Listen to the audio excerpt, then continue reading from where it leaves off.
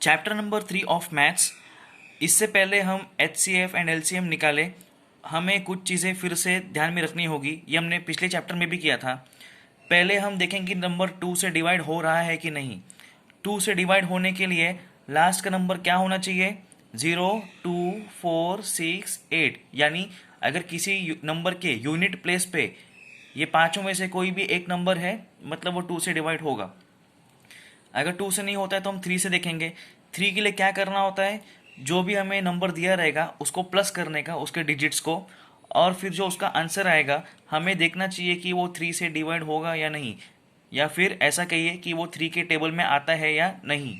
अगर आता है तो वो नंबर 3 से डिवाइड होगा, वरना नहीं होगा। अगर 3 से भी नहीं हो रहा है तो हम 5 से चेक करेंगे। यूनिट प्लेस पे कौन सा नंबर होना चाहिए?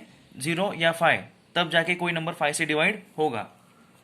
अब हम डायरेक्टली आते हैं चैप्टर नंबर 3 के प्रैक्टिस सेट 11 पे। प्रैक्टिस सेट 10 जो है उसके आंसर्स आपको टेक्स्ट बुक में पीछे दिए हुए हैं, वो इजी है, उसको आपको अच्छे से पढ़ना है।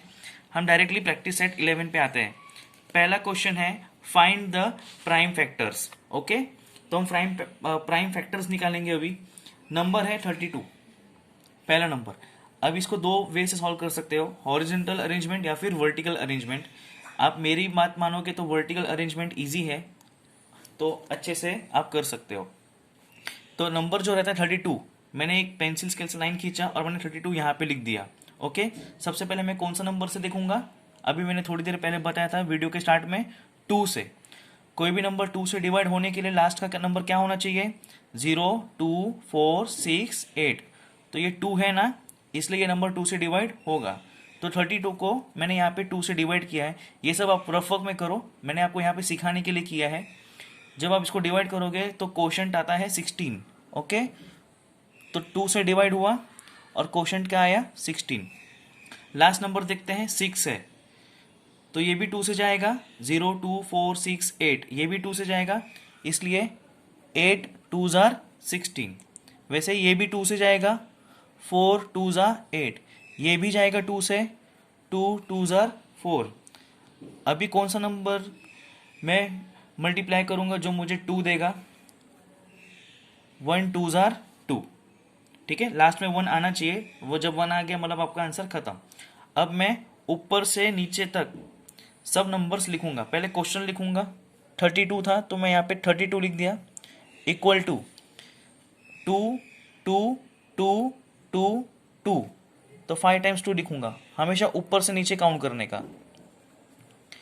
ये है आपका प्राइम फैक्टर, जो 5 बार 2 मल्टीप्लाई किया है, इसको बोलते हैं प्राइम फैक्टर। इसको पेंसिल स्केल से बॉक्स कर देने का। ऑलराइट, इसको पॉज करके कॉपी कर लो आप। नेक्स्ट क्वेश्चन है 57।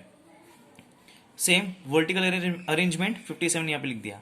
लास्ट नंबर दिखूंगा, ये मैंने आंसर पहले सॉल्व कर लिया, लेकिन आप पहले समझ लो।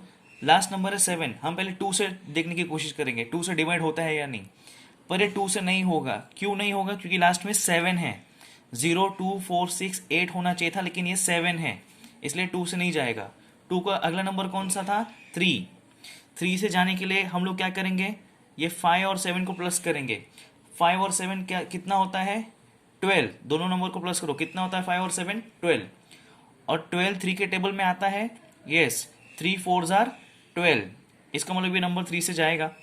तो जब आप 57 को, जैसा ऊपर मैंने 32 डिवाइड बाई 2 किया था, वैसे ही जब आप यहाँ पे 57 डिवाइड बाई 3 करोगे रफ वर्क में, तो आपको 19 आएगा कोशेंट। यहाँ पे ऊपर 16 आया था, यहाँ पे 19 आएगा जब डिवाइड करोगे।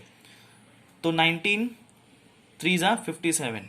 ओके, अभी 19 का अगला नंबर 9 है, ना ही वो 2 से जाएगा, 9 + 1 10, ना ही वो 3 के टेबल में आता, तो 3 से भी नहीं जाएगा। अब 5 से चेक करेंगे, लास्ट का नंबर क्या होना चाहिए? 0 या 5, दोनों भी नहीं है, इसलिए ये 19 नंबर किसी के टेबल में भी नहीं आ रहा है, इसलिए 1 19s are 19। ओके, तो इसको कैसे लिखेंगे? जो क्वेश्चन है वो लिख दिया, 57 इक्वल टू 3 मल्टीप्लाई बाय 19, ऊपर से नीचे सब नंबर लिख लेने का। ये हो गया आपका प्राइम फैक्टर। ऑल राइट, समझ में आ गया? अब आपको नेक्स्ट क्वेश्चन है 23, उसका भी हम वर्टिकल अरेंजमेंट निकालेंगे। ठीक है, अब जब इसका वर्टिकल अरेंजमेंट निकालेंगे हम देखेंगे कि वो 2 से जा रहा है या 3 से जा रहा है या 5 से जा रहा है। हम चेक करेंगे, हम देखेंगे, लेकिन इसमें वो कोई भी नंबर से नहीं जा रहा है। 23 जो नंबर है वो किसी के टेबल में भी नहीं आता है, इसलिए 123 आर 23। समझ में आ गया आपको? 23 यहाँ पे क्वेश्चन लिख दिया 23 और इक्वल टू जो एक नंबर है 23 यहाँ पे एक लिख दिया, और वो अकेला नंबर है ना, इसलिए मैं इसको क्या किया, मल्टीप्लाई बाय 1। मल्टीप्लाई बाय 1 नहीं लिखोगे तो भी चलेगा। ऐसे ही मैं आपको अभी नवनीत के डाइजेस्ट से बाकी के आंसर्स बता देता हूं। अब उसको पॉज करके लिख लो, पहले इसको पॉज करके लिख लो, अब इसको पॉज करके लिख लो। हमने 4 क्वेश्चन कर लिया है, 1 2 3, सॉरी 3 क्वेश्चन कर लिए। ये है 4th क्वेश्चन। लास्ट में 0 है, लेकिन डायरेक्ट 5 से मत करना, क्योंकि 0 2 से जाएगा, 0 2 4 6 8, तो 2 से जाएगा, फिर 2 से नहीं जाएगा तो 3 से जाएगा, ऐसे आपको करना है, फिर 5 से जाएगा आगे। पॉज करके कंप्लीट कर लो इसको। आप इसको अच्छे से सॉल्व करना, सिर्फ लिखना मत, डायरेक्ट सॉल्व करोगे तो अच्छा रहेगा। ये सारे सम्स पॉज करके आप कॉपी कर लो। अब जो अगला सेट है हम नेक्स्ट वीडियो में करेंगे।